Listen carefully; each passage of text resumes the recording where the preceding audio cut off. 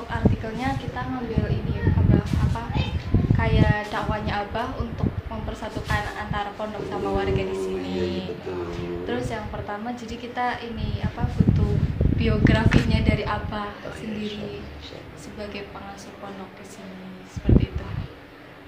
Iya. Biografi ya.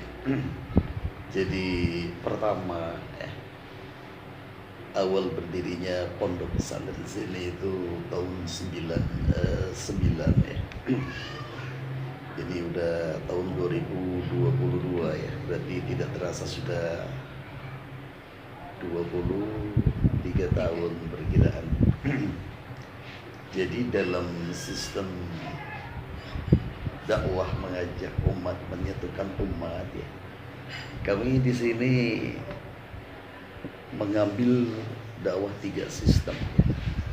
Sistem pertama yaitu dengan penyerangan, sistem kedua dengan pengamanan, dan sistem ketiga itu dengan pemasaran. Dalam sistem penyerangan itu bagaimana? Satu, diingatkan bahwa kita harus berpedoman pada Al-Qur'anil Karim, sehingga seluruh manusia kepada jalan Tuhannya dengan hikmah dan pelajaran yang baik. Dan bantahlah mereka dengan cara yang baik. Sehingga di sini Pak Yai nun sewu ya, dakwahnya laris kemana-mana. Sistem pertama itu kita dulu kata guru kita, kalau mau ngaji kita itu bagaikan nyayur katanya gitu ya. Bagaimana nyayur itu, di samping sayur kan banyak bumbunya, ada garam, ada apa, ada cabai, ada ya segalanya.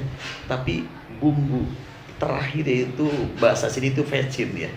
Pecin itu untuk penyegar, sehingga ngaji dakwah kemanapun tidak jauh di dalamnya ada canda tawa gitu ya, sehingga ilmu itu masuk kepada mereka. Dan sebetulnya penerimaan ilmu itu, hati mereka itu harus dengan keadaan ceria. Kalau tidak ceria tidak akan masuk ilmu. Yang kedua dengan sistem pengamanan. Jadi kita perlu banyak beribadah serta membaca bacaan zikir, wirid-wirid, sholawat pada Nabi, yang insya Allah akan menjaga kita keseharian. Dan mereka pun tertarik dengan kita bukan dengan apa-apa, dengan kita mendekatkan diri kepada Allah. Jadi dengan mendekatkan diri kepada Allah, mereka pun ingin dekat kepada Allah.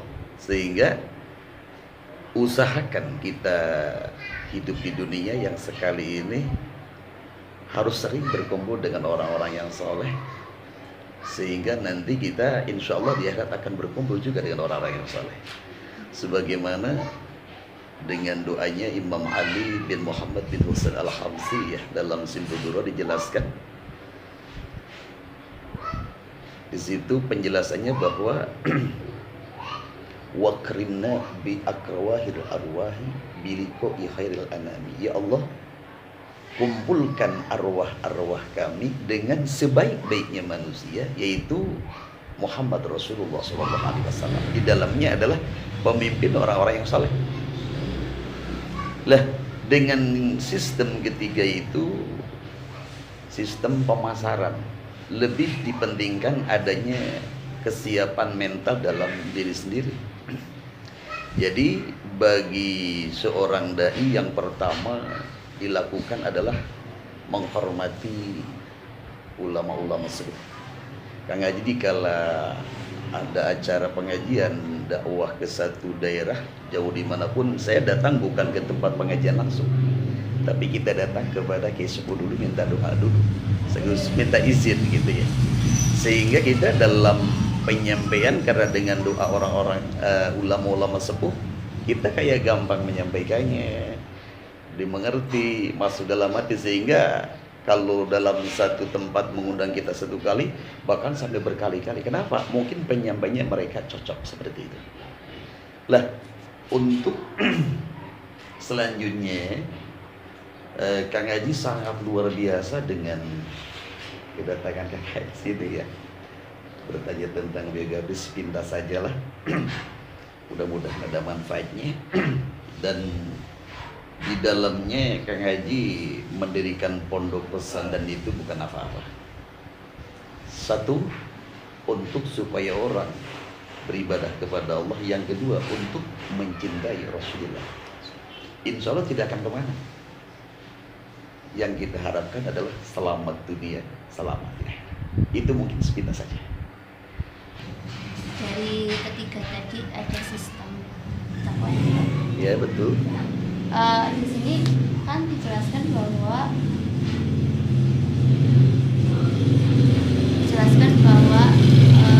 ada sistem pengamalan. Ya betul. Kan katanya harus memperbanyak ibadah dan serta berkumpul dengan orang-orang soleh.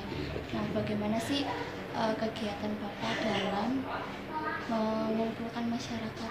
Kiranya kegiatan apa saja yang dapat mengumpulkan dengan masyarakat dengan Bapak? Misalnya seperti kami ikut kegiatan pengajian akbar, atau mungkin ada kegiatan-kegiatan yang belum kami ketahui. Iya betul. Jadi kebetulan di pondok pesantren sini ada acara mingguan, minggu pagi pengajian, ada syahriyahan bulanan itu Jumat Kliwonan ya, di dalamnya istighosah. Bahkan di dalamnya adalah ada acara khusus marhaban keliling ya. Itu di dalamnya adalah maulid pada Nabi. Yang kita baca kadang Subduror, yang kadang kita baca Qasidah Burda, ada yang nggak dibaca Al-Barjanji. Di dalamnya takdim kepada Rasulullah SAW. Terus bahkan ada acara tahunan ya, seperti acara Maulid Nabi khusus tanggal 1 bulan Maulid Rabiul Awal itu. Kita di situ mengadakan tabligh akbar besar-besaran. Bukan satu desa, bukan satu kecamatan, bukan satu kabupaten, bahkan dari kabupaten lain pun pada hadir ke tempat kita. Di dalamnya adalah takziman wa takriman di Rasulullah SAW. Sehingga Kang Haji itu punya kaidah bahwa dikala kita bersambung dengan baginda Nabi, karena baginda Nabi adalah orang yang termulia, kita akan terbawa mulia. Siapapun orangnya yang bersangkutan dengan baginda Nabi, insya Allah akan terbawa mulia. Di dalamnya adalah kita cuman berkumpul aja di dalam acara maulid, tidak baca, cuman mendengar, kita terbawa mulia. Sehingga kata baginda Nabi, al-mar'u yusharu ma'amana habba ilaih. Jadi manusia itu nanti di akhirat dikumpulkan tergantung dengan orang yang dicintainya. Kalau kita cinta kepada baginda Nabi, insya Allah kita nanti di akhirat berkumpul bersama baginda Nabi. Dan mungkin sebaliknya, kalau di dunia berkumpul dengan orang-orang yang tidak baik, di akhirat pun sama, dikumpulkan dengan orang tidak baik. Na'udzubillah. Itu diantaranya sistem pengajakan kepada umat. Mungkin jadi lagi cukup sepintas saja.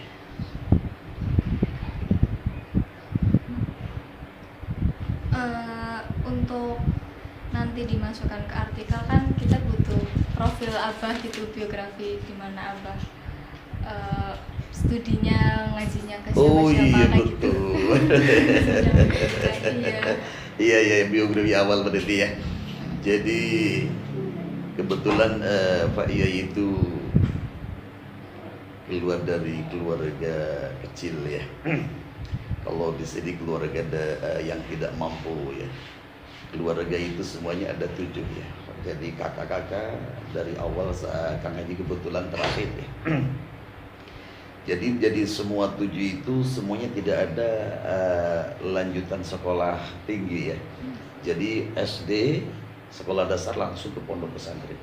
Kebetulan dulu masanya memang masih begitu jarang yang sekolah ya di zaman Kang Haji. Dan dari siswa 60 di itu paling yang sekolah melanjutkan kepada SMP itu cuma ada 3, ada 2 itu seperti itu. Kebanyakan mondok ya, dulu itu zaman. Kebetulan termasuk Kang Haji, keluarganya sekolah dasar langsung mondok pesantren. Kang Haji dulu kalau ndak salah masih ingat itu ya, hari Senin kita bagi ijazah sekolah dasar itu, Selasanya diberangkatkan ke Cianjur. Itu pun tidak paham, kita baru umur 12 tahun ya. Kita dititipkan di pondok pesantren di sana, namanya pondok pesantren Asy-Syafi'iyah. Jawa Barat, Cianjur sana. Berapa tahun di sana? Di sana kita ada 9 tahun.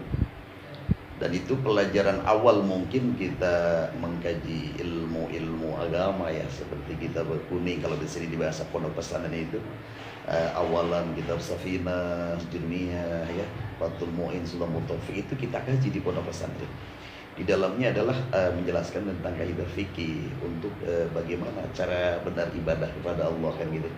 Itu didasarkan di sana kita 9 tahun lah lamanya. Itu pun sebetulnya minim 9 tahun itu. Kata guru kita Abbas Kumpul ya, Kiai Abdul Zain Abdul Ghani Martapura, sebetulnya setidaknya mondok itu minim 10 tahun. Maksimalnya 17 tahun. Itu maksimal. Sehingga dalam kitab Talimutan dijelaskan watul zamani. Jadi kita itu ngaji harus lama. Tidak seperti sekarang ada kilat apa ya, pesantren kilat 1 bulan atau cuma 15 hari. Itu sebenarnya tidak masuk kepada kaidah talimut ta'alim yang sebenarnya kita harus lama ngajinya. Supaya apa? Supaya dapat ilmiah agama mendalam, sehingga kita dikala ada masalah gampang kita menjawabnya, dan ada tantangan kita juga bisa menghadapinya. Kenapa? Sudah ada didikan di sana. Lah 9 tahun di Cianjur sana itu kita sebutnya belum selesai ya, sebelum selesai. Tapi karena dulu orang tua wafat sehingga kita suruh pulang dulu. Setelah pulang tidak berangkat lagi, kita pamit mundur.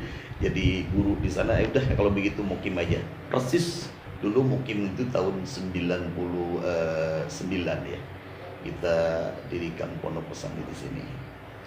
Lah sepintas karena memang di dalamnya kita ikhlas menyampaikan ilmiah agama ya, mengajak umat di jalan Allah, kita menyampaikan risalah-risalah Rasulullah.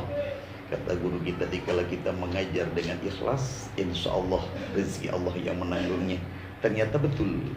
Kang Haji di sini udah 23 tahun setelah mukim, kita berpegang teguh kepada kalimat wa may yattaqillaha yaj'al lahu makhraja wa yarzuqhu min haitsu la yahtasib wa may yattaqillaha yaj'al lahu makhraja wa yarzuqhu min haitsu la yahtasib wa may yaf'al dzalika. Itu di antara sepintas saja. Jadi dikala kita betul-betul bertawakal kepada Allah, pasrah kepada Allah, ternyata Allah memberikan rezeki yang luar biasa. Ini mungkin maaf ya, kita bercerita seadanya saja. Ada yang rezeki didatangkan oleh Allah, dan ada rezeki secara kasat, yaitu dikasat dulu. Kang Haji enggak. Jadi rezekinya didatangkan oleh Allah lewat manusia. Kebetulan dulu Kang Haji di pondok pesantren, di samping mengkaji ilmu kitab kuning itu, kita mengaji ilmu hikmah ya. Ilmu hikmah itu di dalamnya adalah ilmu yang tatanannya untuk menolong manusia yang sakit ini, kalau doanya ini gitu ya, untuk pengobatan alternatif. Sehingga Kang Haji di rumah itu gitu aja. Jadi ada orang berdua kita bercerita itu, mungkin Allah mendatangkan rezekinya. Sehingga 23 tahun ini yang Kang Haji rasakan sangat luar biasa. Kita syukur kepada Allah. Apa sih yang kita inginkan? Apa sih yang kita inginkan? Kayaknya kita Allah kasih semua gitu ya. Allah kasih semua kepada kita. Sehingga dulu dalam di pondok pesantren itu punya cita-cita sekaligus dukungan dari guru. Kalimatnya begini, kamu nanti umur 25 harus nikah. Kita nikah 25 tahun. Dan kamu dikala umur 27 tahun ya, harus punya rumah. Kita sudah punya rumah. Dan umur 27 tahun kamu harus naik haji. Kita cuma mengaminkan aja dulu, ternyata Allah sampaikan. Kita 27 tahun kita udah naik haji. Jadi semua kayaknya Allah kasih untuk kita. Sehingga tinggal bersyukurnya kepada Allah saja, dan untuk meningkatkan ibadah kepada Allah. Mungkin itu sepintas saja, biografi sepintas.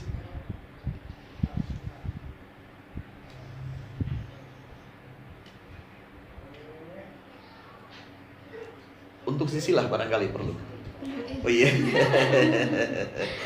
Silsilah Kang Haji, kata Abah Yai Aminuddin Masyudi, pengasuh pondok pesantren Darun Najat Galmuding Bumiayu.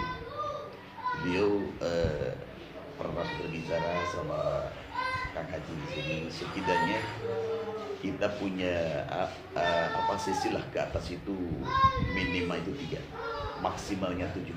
Karena kita kan bukan sayyid, bukan habib, 3 itu ahwal ya. Jadi setidaknya ahwal itu punya keturunan ke atas itu minim 3, maksimalnya 7. Kebetulan Kang Haji alhamdulillah sudah menyampai maksimal yaitu 7. Di antaranya mungkin Al-Fakir Hidayatullah Alawi Ibn Yunus bin Sarmian bin Samir bin Kertawijaya bin Syekh Subakir dan bin Surayuda. Kebetulan asal dari Demak.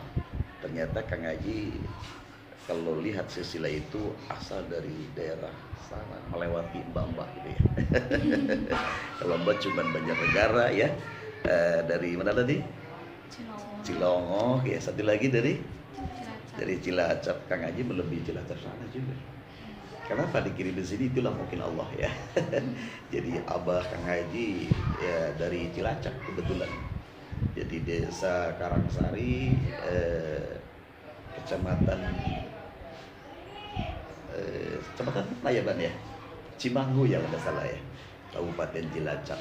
Kalau ibu kebetulan Banjarsari, Bandar Kaum, Brebes. Jadi campuran berarti Kang Haji ya, antara Cilacap dan Brebes itu, sehingga bersatu di sini. Alhamdulillah dengan adanya silsilah sudah maksimalnya 7. Kita punya pegangan bahwa nanti untuk anak-anak kita itu jelas silsilahnya dari mana. Jangan sampai kita tidak punya silsilah sehingga ada orang barangkali keluar dari batu kalau begitu ya. Itu yang dikhawatirkan. Sehingga alhamdulillah dengan silsilah yang dicatat dengan jelas ini kita sudah ada ke atas 7, berarti sudah maksimal. Sebetulnya di samping maksimal juga harus ada terus, cuman kita kayaknya sudah mentok di situ. Kita sudah bertanya kepada yang sepuh, terakhir mungkin ternyata di Mbah Surayuda asal Demak sudah itu sepintas silsilah Kang Haji. Okay.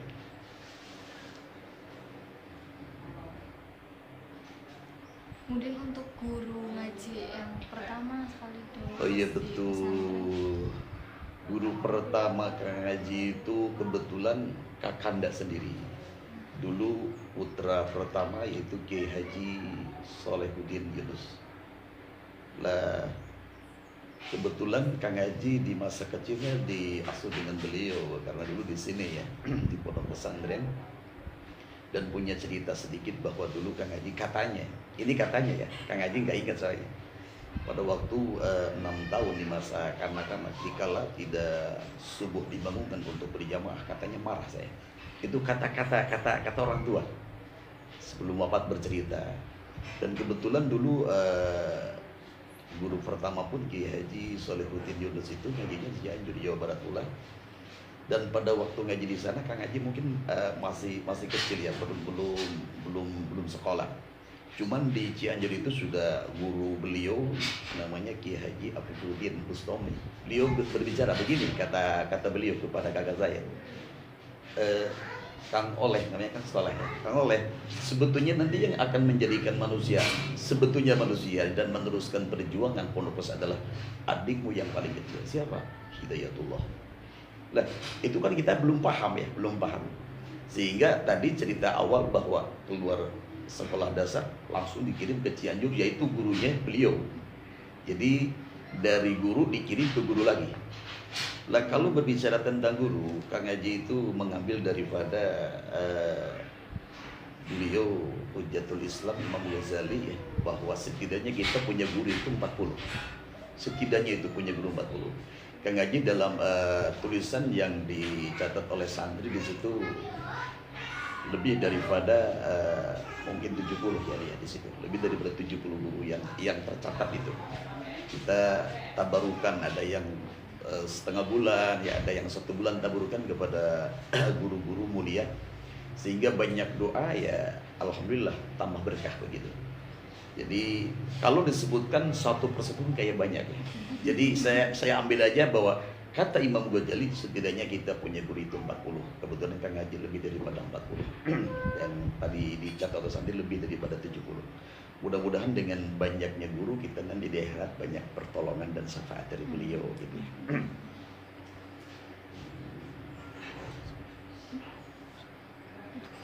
Dari 23 tahun ini kan pasti tidak mesti mudah dalam berdakwah. Iya betul. Kira-kira tantangan apa sih yang terjadi terberat mungkin ya dalam berdakwah? Oh iya betul.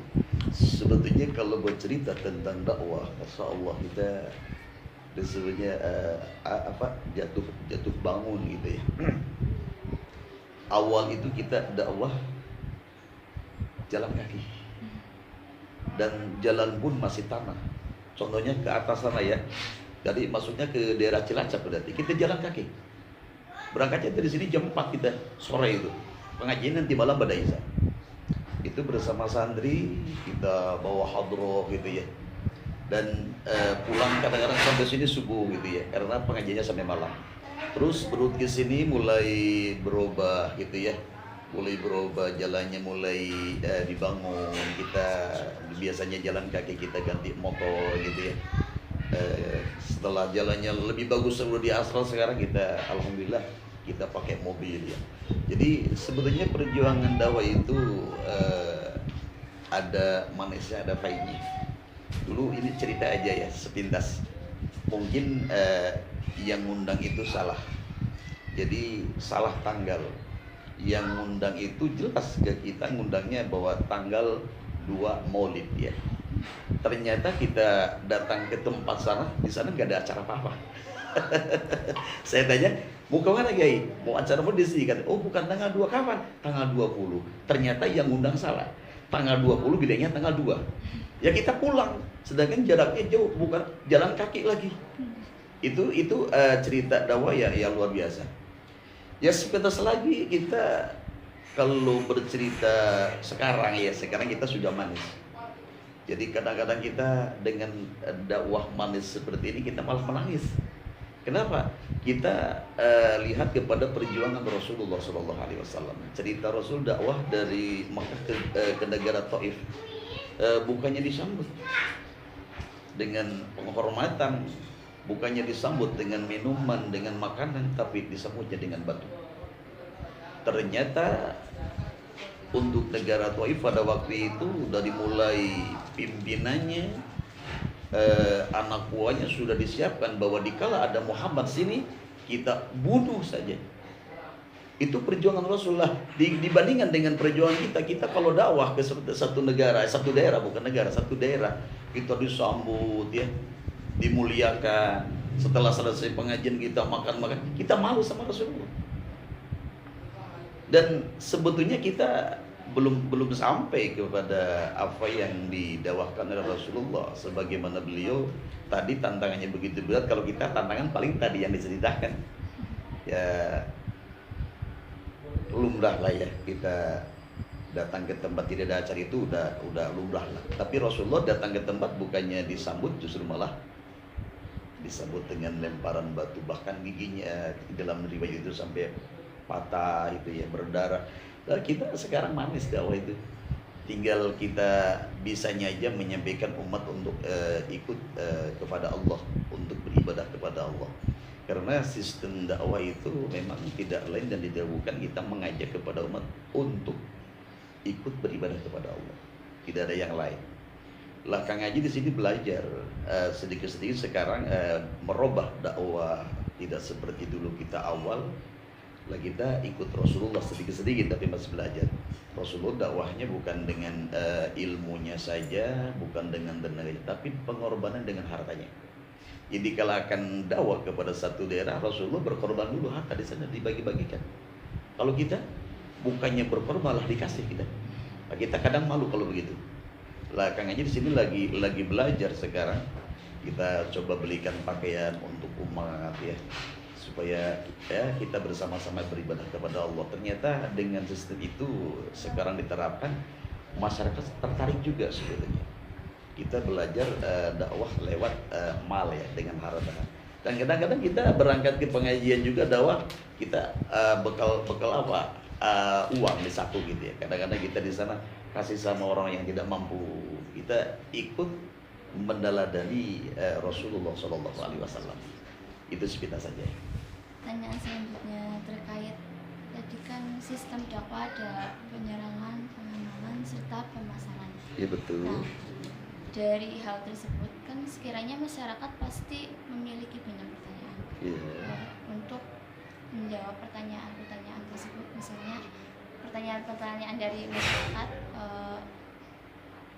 Bapak menggunakan metode yang seperti apa? Oh iya. Kita melaksanakan dakwah, metodenya kita ikut kepada Rasulullah SAW. Sebagaimana Rasulullah dakwahnya pertama dengan kasih sayang, bukan dengan kekerasan. Nah, dengan kasih sayang inilah adalah dakwah Rasulullah SAW, sehingga masyarakat umat itu tertarik dengan kasih sayang kita, sehingga ikut bersama kita. Dalam arti ikut bersama kita, mereka mengamalkan apa yang disampaikan oleh kita. Gambarannya kita menyampaikan tentang sholat gitu ya, bagaimana sholat yang benar ala Rasulillah. Lah kita jelaskan lah, dengan pemahaman seperti itu mereka masuk ke hati sehingga mereka mengamalkan juga. Ini gambaran. Lah tadi di samping penyampaian dakwah yang kita sampaikan ala Rasulillah dalam arti dengan penyampaian yang sopan, yang santun. Dan kebetulan Kang Haji itu dari awal mulai dakwah tidak bisa dakwah keras. Jadi yang ada kita dakwah dengan sopan, sekaligus di dalamnya ada canda, ada tawa begitu. Sehingga dikala ada yang undang Kang Haji harus menyampaikan ini, di sini ada masalah ini, Kang Haji tidak berani untuk menyampaikan itu. Jadi kita tujuannya ngaji, kalau maunya diundang Maulid Nabi ya cerita Maulid Nabi. Kalau diundang acaranya Isra ya Isra Mi'raj. Undangan pernikahan ya pernikahan, walaupun umpamanya di masa ada terkait dengan kalau sekarang dengan apa ya, pencalonan Kang Haji tidak berani. Wah, saya diundang dengan dari P3 untuk bercerita P3, saya tidak mau.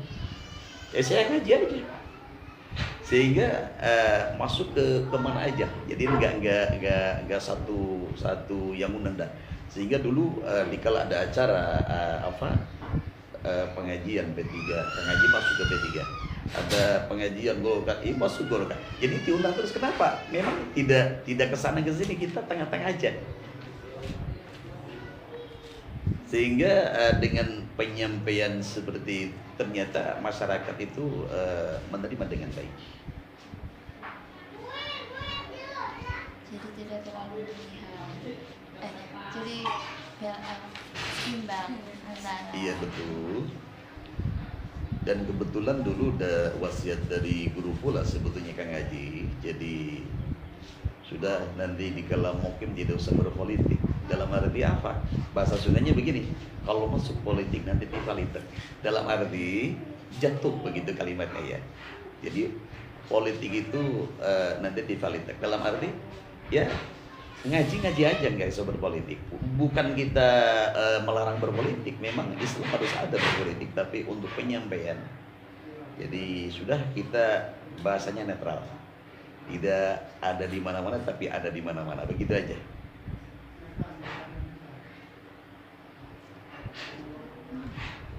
Terus untuk pandangan Abah sendiri ya, untuk orang-orang di Banjarsari ini, dari segi agamanya ataupun kerukunan antar umat di sini itu bagaimana dari pandangan Abang sendiri? Sebetulnya sepintas untuk Banjarsari itu semuanya baik, semuanya baik. Jadi perbedaan menurut Kang Haji itu indah. Cuma untuk menyatukan hati yang agak berat. Kang Haji belajar, kebetulan Banjarsari itu gudangnya kiai ya, semua itu orang baca.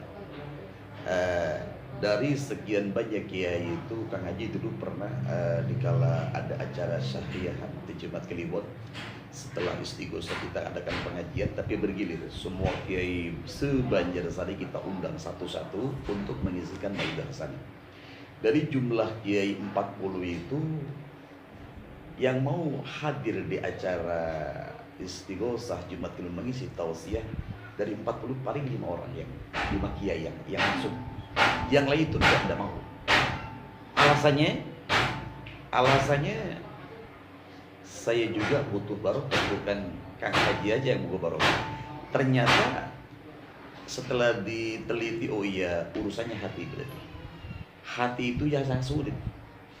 Jadi untuk menyatukan hati manusia itu sangat sulit, walaupun kita berjalan dengan baik, caranya juga baik, di tempat baik, dalam acara baik. Ternyata bagi orang yang hatinya kotor, tidak mau. Yang lebih lucunya lagi, kita ingin bersatu dan ingin menyatukan, justru mereka yang tidak bersatu itu berputar balik, bahwa Kang Haji yang nggak mau bersatu. Ternyata kita di dalam acara apapun selalu hadir, kalau nggak ada makdur gitu. Jadi sebagaimana kita tadi bahwa hormatilah ulama yang sepuh, itu Kang Haji pakai ya, Kang Haji pakai. Tidak berani kita kalau mau mulai ngaji, kalau ada sepuh kita minta doa dulu. Tidak ada langsung kita minta doa dulu, minta izin dulu kan gitu ya. Sehingga kalimatnya ternyata untuk membersihkan hati ini sangatlah berat.